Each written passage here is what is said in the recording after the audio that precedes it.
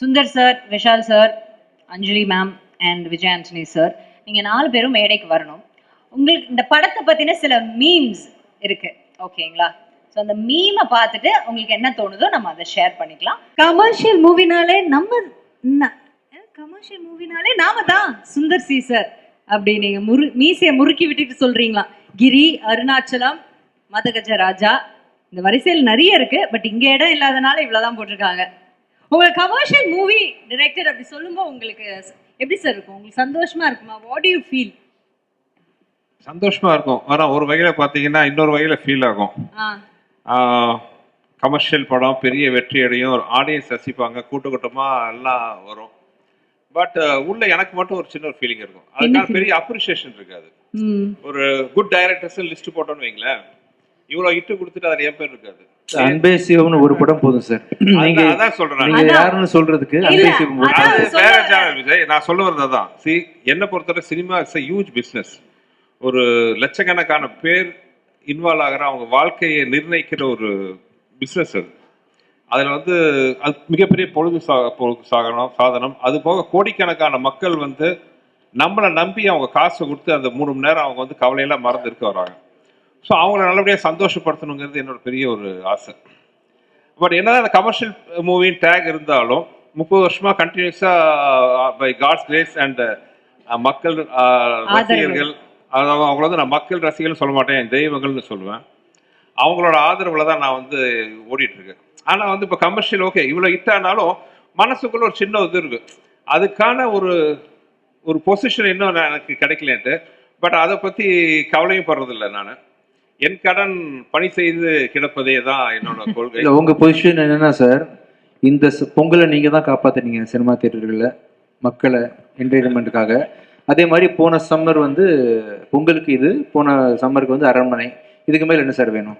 அதான் சார், என்னை பொறுத்தவரை தான். இப்போ படம் பார்க்குற மக்கள் சந்தோஷம், மீடியா ரசிச்சு எல்லாம் ஆதரவு கொடுக்குறாங்க, டிஸ்ட்ரிபியூட்டர்ஸ், தியேட்டர் ஓனர்ஸ் எல்லாருமே பார்த்தீங்கன்னா சந்தோஷமா இருக்காங்க.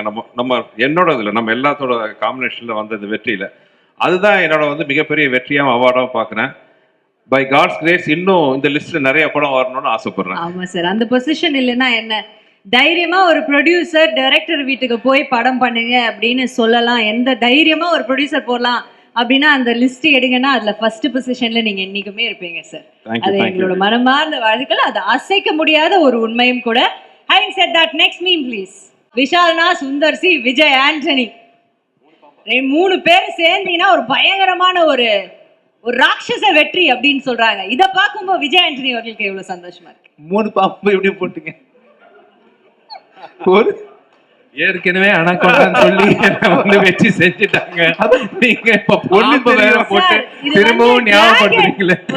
ஒரு டிராகனிஷான ஒரு விஷயம் சார். என்னப்பா இது? ஒரு டிராகன் கலந்த, அந்த மாதிரி எல்லாமே கலந்த ஒரு இது. நீங்க டிராகன் போட்டிருந்தா பரவாயில்ல, பாம்பு போட்டு நாம அப்படி வச்சுக்கலாம் சார். சரி, என்ன சொல்ல வரீங்க? 3 டிராகன் சேர்ந்து ஒரு ராட்சச வெற்றி கொடுத்திருக்கீங்க அப்படின்னு மக்கள் ஃபீல் பண்றாங்களாம். இந்த ராட்சச வெற்றிக்கு காரணம் 3 டிராகன்ஸ் யாருன்னா நீங்க தான் அப்படின்னு சொல்றாங்க. அது கேட்கும்போது மனசுக்கு எப்படி சந்தோஷமா இருக்கு.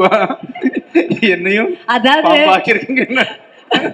விஜய் ஆண்டனி சார் இருக்கார்ல, நான் சொல்லணும் சார் ஏதாவது இப்ப பேசும்போது அவர் பேசினாலும் ஹிட், அவர் பாடினாலும் ஹிட், பேசினா அவரோட ரியாக்ஷன் எல்லாரும் என்ன ரியாக்ட் பண்ணுவாங்க அவங்கள பத்தி பேசும்போது? அப்படி சார் மேடம் யா கரெக்ட், தெரியும், அடுத்து சொல்லு, எஸ் என்ன நம்மள திட்டுறாரா மனசுக்குள்ள, இல்ல நிஜமா ஓகே சொல்றாரா, ஒண்ணுமே தெரியுமா? பட் இதுல என்னன்னா இந்த 3 டிராகனும் நல்லா பல்ல காட்டி சிரிச்சிட்டு இருந்தா பெர்ஃபெக்ட்டா இருக்கும். ஏன்னா எங்க 3 பேரோட மூட் அப்படியே இருக்கு. ஆமா, கொஞ்சம் சிரிப்பு கம்மியா இருக்குல இதுல. ஆமா, சந்தோஷமா தான் இருக்காங்க. ஆமா, விஜய் அண்ணி மட்டும் பயங்கரமா சிரிக்கிறாங்க. மட்டும் பெருசா சிரிக்குதுப்பா. இந்த பாம்பு கொஞ்சம் பெருசா. ஏன் சார் அது நீங்க தான் சொல்லணும், நீங்க தான் விஜய் ஆண்டனி என்ன கேட்டா. Okay, next meme please. Madhagaja Raja 2025 first blockbuster. இல்ல 2026 நான் டைட்டில் பாக்குறேன், என்ன டைட்டில் வர போகுது? துப்பறிவாளன் போட்டுருங்க விஷால். போட்டுலாமா? 24 அரண்மனை, மதகராஜா 25, துப்பறிவாளன் 26. இல்ல சுந்தர் சாரோட இருந்தா சூப்பரா இருக்கும். ஆமா, அப்ப சுந்தர் சார் இல்ல அதுவே ஒரு சிம்பிளா இருக்கு பாருங்க. மதகஜ ராஜா 2 2. ஓ அதுலயே இருக்குங்கிறீங்க. அதுலயே இருக்கு. Wow, okay okay fine. சரி, அப்ப அடுத்தது மாதிரி ஃபீல் பண்ண வைக்க போற எல்லா ஆர்டிஸ்ட்க்கும் நன்றி. ஓ நீங்க ஏற்கனவே சொன்ன மாதிரி Santhanam sir and Manobala sir, Santhanam sir பத்தி கூட பேசிட்டீங்க, பட் மனோபாலா சார் பத்தி நீங்க ஒரு வார்த்தை சொன்னோன்னா what do you want to recollect and say sir? இல்ல எனக்கு வந்து ஒரு மறக்க முடியாத ஒரு பெரிய நடிகர் மனோபாலா சார்.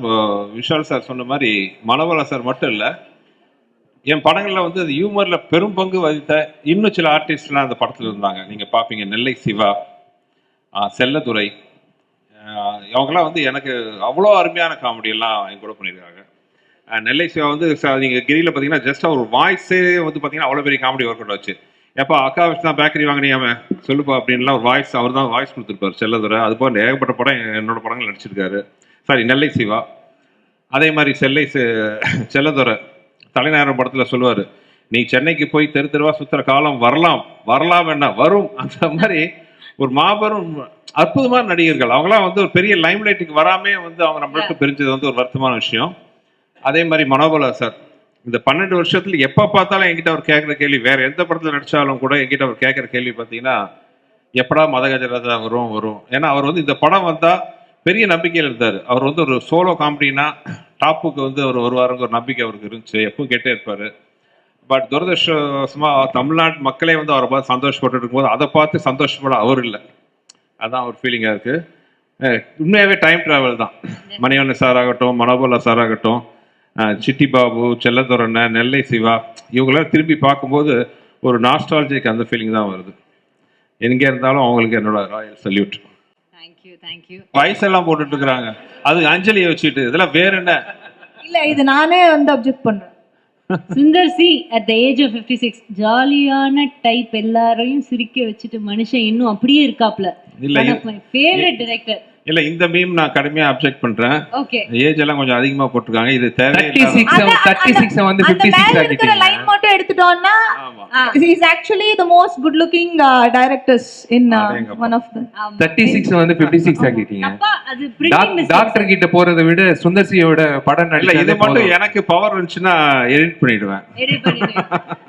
பரவாயில்ல சார், உங்க பவரை யூஸ் பண்ணி நாங்க மிஸ்யூஸ் பண்றோம் உங்க பவர். நல்ல வேளை குஷி இல்ல இங்க. Next one please. Santhanam sir and Manobala sir இவங்களோட காம்பினேஷன் வந்து அகைன் ஒரு அசுர வெற்றியை கொடுக்கக்கூடிய ஒரு காம்பினேஷன் அப்படி சொல்லியிருக்காங்க. இதுல எனக்கு ஒரு சந்தோஷம் என்னன்னா, இந்த 5ல் 3 வந்து என்னோடது காம்பினேஷன். உங்க படம் அது வந்து ஆம்பளை கலகலப்பு கலகலப்பு அண்ட் அஃப்கோர்ஸ் மதகஜராஜா. ராஜா அவரது என்னன்னு தெரியல, அவரு மனோபாலாவை பார்த்தாலே சந்தானத்துக்கும் வெங்கட்டுக்கும் குஷி ஆயிடுவாங்க. ஒரு படத்துல வந்து புகையிலேருந்து ஒரு புகை பாம்பு வெடிச்சிடும், ஆம்பளையில பாம்பு வெடிச்சோன்னா அந்த புகையிலேருந்து வருவாரு. அதுக்கு ஒரு டயலாக் இவர் போட்டிருப்பாரு, வழக்கமா பீடியிலேருந்து தான் புகை வருது, புகையிலேருந்து பீடி வருது அப்படின்ட்டு. ஸோ அவர் மனோபாலா சாரை பார்த்தாலே வந்து அவ்வளோ பஞ்சு. இன்னொன்று சந்தானம் வந்து ஒரு எழுதி வச்சிருப்பாரு. சந்தானத்துக்கு ஒரு பழக்கம் இருக்கு. சந்தானம் வந்து அவரோட ஒர்க்கு பார்த்தீங்கன்னா அசாத்தியமான உழைப்பாளி. ஒவ்வொரு ஆர்டிஸ்டுக்கும் எழுதி வச்சிருப்பாரு, இந்த ஆர்டிஸ்ட் நடிக்கும்போது கவுண்டர் போடுறதுக்கு. மனோபாலா சாருக்குன்னு ஒரு தனி புக்கே வச்சிருக்காரு, மனோபாலா சார் கவுண்டர் பண்றதுக்கு. என்ன ஸோ ரொம்ப சந்தோஷம். என்னோட படம் அந்த லிஸ்ட்ல ஒரு 5ல் 3ல் இருக்கு. Okay, the last one. 2 படம் இருக்கு சார். ஆமா, அஞ்சலியோட 2 இருக்கு. அஞ்சலி போட்டோ வரல, ஆனால் அஞ்சலி படம் 2 நம்ம இருக்கு. போட்டுக்கலாம் sir. Next one please. Sundar C இருந்து ஸ்டேஜ்ல இருந்திருந்தாப்லன்னா அதே மாதிரி சொல்லியிருப்பாப்ல நம்ம ஆளு. இவர் வந்து I think I only introduced him in Thimiru. When he came, we wanted one different face. So இவர் வர வச்சோம். விநாயக்ல Vinayak he's got something. Everyone will have some kind of a magic. அழகா இருக்கணும் அப்படியெல்லாம் இல்லை, அந்த டேலண்ட் வந்து காட்டுறது ஒரு விதம் இருக்குல்ல. வந்தாலே ஜெயிலர் படத்துல வந்து கலக்கிட்டாப்ல.